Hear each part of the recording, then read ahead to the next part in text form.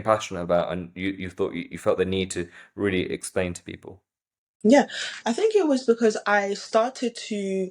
It wasn't until I went to Congo in 2019, and when I saw the absolute state of the country and I saw the poverty behind it, I said, "This imagine if this was my life."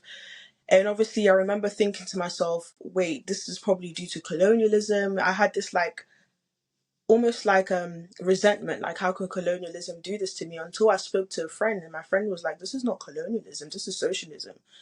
Africa has had its independence during the 60s, and they absolutely made a mockery, they made a fool out of their independence, because what they did is, obviously they were pretty much traumatized by colonialism, so they decided to take the more socialist eastern route by following the communists, the USSR.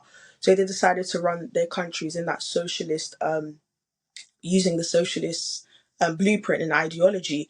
And that's when I woke up and I realized, okay, wait, not only that, but after the 60s, so during the 80s, a lot of these African countries started to become dependent on their colonialist countries that they actually received independence from.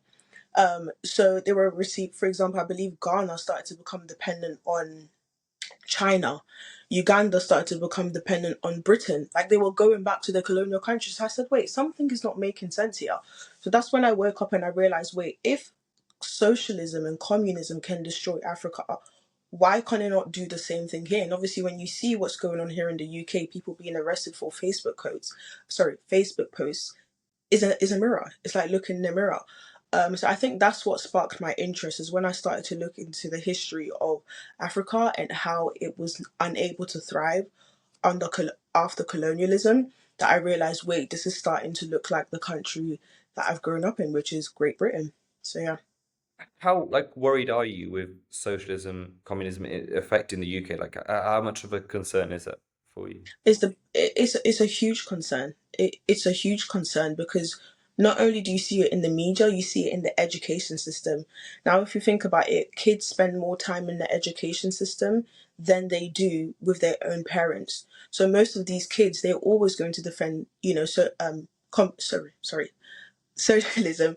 For instance, I remember doing a reaction video when Nick Tanconi, he went to Cambridge University, and he was asking these Cambridge students, these are supposed to be the brightest students in the world, are you a socialist or are you a capitalist? They said, I'm a socialist. They said, why? Oh, I don't know. I've just been told I'm a socialist. I've just been told socialism is good. Brainwashing. You believe something, but you don't know. I would have preferred if they just stayed quiet, came back like I did. I didn't even know the difference between socialism and communism until I started to do my research in Africa. They don't know the difference. And that's what's scary.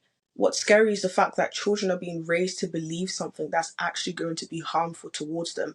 And again, that's why I try to cater my videos towards a more younger demographic, so that I can almost get them to pivot before it's too late.